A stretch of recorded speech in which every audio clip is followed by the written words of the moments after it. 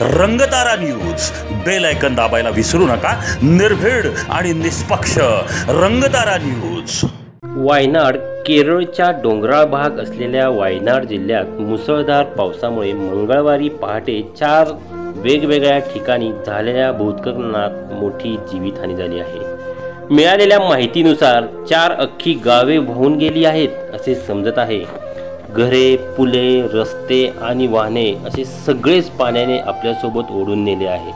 प्राथमिक माहितीनुसार जवळपास 84 ते 90 जणांचा मृत्यू झाला असल्याची घटनास्थळावरून आतापर्यंत माहिती येत आहे।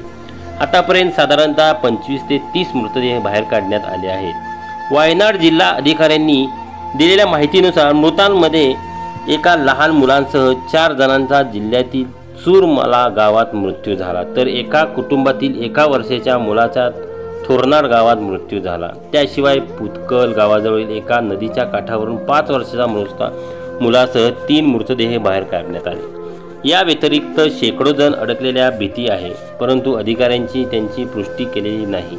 राज्याचे महसूल मंत्री के राजन म्हणाले की भूस्खलन जखमी झालेल्या 70हून अधिक लोकांना विविध रुग्णालयात दाखल करण्यात आले आहे। दरम्यान पंतप्रधान नरेंद्र मोदी यांनी या घटनेबद्दल चिंता व्यक्त करत मुख्यमंत्री पी विजयन त्यांच्याशी फोनवर चर्चा केली असून केंद्रामध्ये राज्याला शक्य ती सर्व मदत करण्याचे आश्वासन त्यांनी दिल्याचे सांगितले जात आहे।